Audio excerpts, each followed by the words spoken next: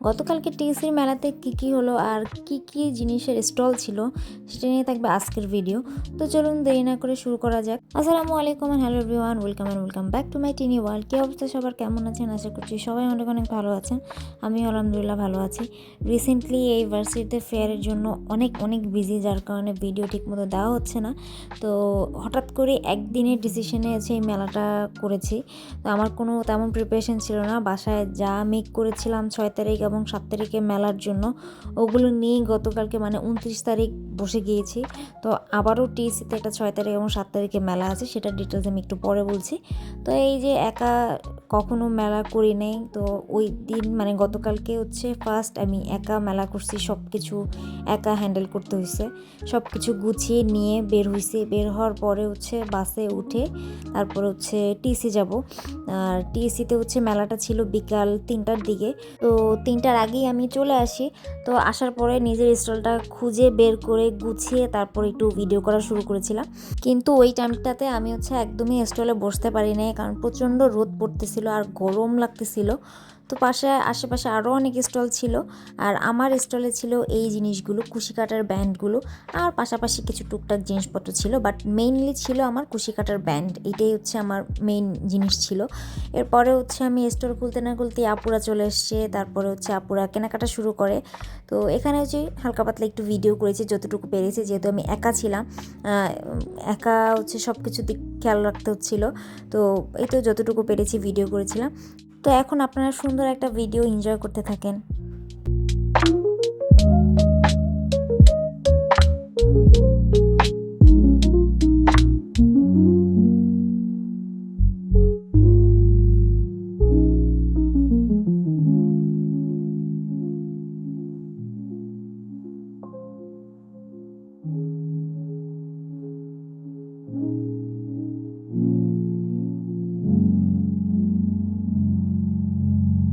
তো এরপর সন্ধ্যা হয়ে যাওয়ার পর সব লাইট অন করে দেয়। অন করে দেওয়ার পর জায়গাটা অনেক সুন্দর লাগতেছিল। আর রাতের বেলা আস্তে আস্তে ভিড় বাড়তেছিল, কারণ রাতের বেলা হচ্ছে বাইরে থেকে অনেক মানুষজন আসে। তো সেটাই দেখতেছিলাম। দিনের বেলা যেহেতু ভার্সিটির আপুরা ছিল, আর রাতের বেলা হচ্ছে মানে বাইরে থেকে লোকজন আসা শুরু করে। তো আলহামদুলিল্লাহ খুব ভালো সেল হয়েছে আমার গতকালকে। ইনশাল্লাহ 6 তারিখ এবং 7 তারিখও ভালোই সেল হবে। তো এইখানে আমি বসেছিলাম, চিন্তা করতেছিলাম যে কেউ একজন আসুক, যে তাকে বসায় রেখে আমি একটু খেতে যাব।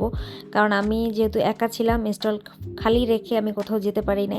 এই জন্য দুপুর থেকে একদম রাত 8টা পর্যন্ত একদম না খাওয়া।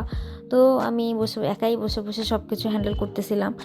আর মাঝে মধ্যে আম্মুকে ভিডিও করে দেখাচ্ছিলাম যে এই অবস্থা।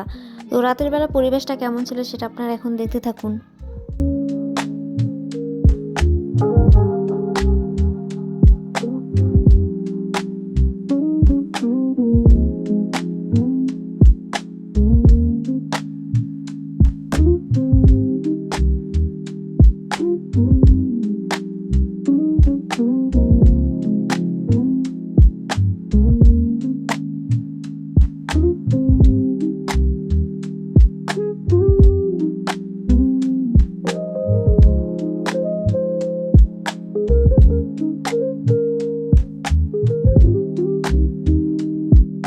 তো এরপর রাত 7:45 কি 8টার দিকে হাওলাদার সাহেব আসে। তো তাকে এরপরে বলি যে আমাকে কিছু খাবার হয় তুমি স্টলে বসো, না হয় আমাকে হচ্ছে কিছু খাবার এনে দাও, আমি সারাদিন কিছু খাই নাই। এরপরে আমাকে খাবার এনে দিয়েছে, ওইটা খাওয়ার পরে হচ্ছে 1 কাপ চা খেয়েছি, মানে কি যে শান্তি লাগতেছিল।